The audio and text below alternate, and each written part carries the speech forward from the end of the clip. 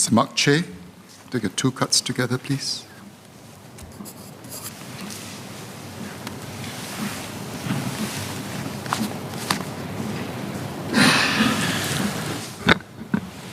Chairman, I would like to raise 3 points for MCCY to consider. 1, additional funds for national teams. As Team Singapore takes the stage multiple times this year, I would like to ask for additional funds to be allocated to enable our Team Singapore athletes a fair shot at preparing, qualifying, and competing at these major international competitions.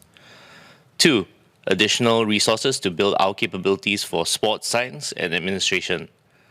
I would like to ask if there are sufficient sports science resources and personnel to support our athletes. If not, what is the plan to ramp up in time for the Games? And 3, greater support for Team Singapore athletes serving their national service. Many of our Team Singapore athletes are national servicemen. I would therefore like to ask if provisions have been made to enable and support our national servicemen who have qualified for the Games. For instance, allowing them time out to train and compete. Chairman, I will move now on to my next cut, empowering the coaching profession. At the outset, I'd like to declare that I'm a coach with the Singapore Disability Sports Council. I would like to raise 3 points in this regard. I first speak on empowering coaches with the requisite knowledge and skills. As Singapore moves to be more inclusive in the sporting arena, it becomes all the more timely to ensure that coaches are equipped with the necessary skills to handle differently abled athletes. I would like to suggest Coach SG work together with SDSC to develop and run courses. On coaching education in the broader sense, I'm happy to note that Coach SG is working with experts from Leeds Beckett University to develop a coaching competency framework that would impact and shape our coaching development education pathway in Singapore. I would like to ask how this study will manifest in Coach SG's courses, and just as importantly, how the study and competency framework would result in greater recognition of coaches and their true value proposition in terms of remuneration. Chairman, I will move on to my second point, recognizing coaches and their accomplishments.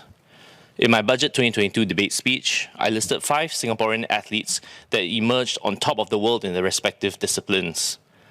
Can we name all their coaches who helped them achieve this feat? Do we know that these coaches are all local Singaporeans? And when was the last time we recognized a coach for a National Day award? The achievements of coaches have not enjoyed the same level of recognition as our national athletes do, and this should not be the case.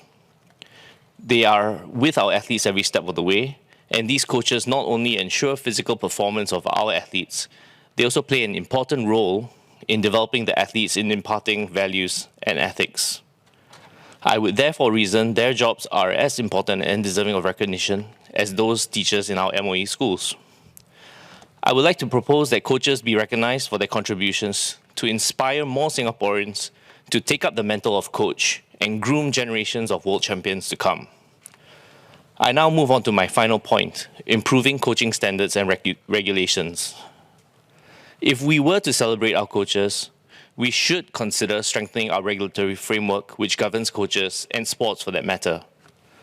The Safe Sport Unified Code was launched last year, and this was a huge step forward in ensuring the safety of participants in sports. However, there is a lacuna in its ambit.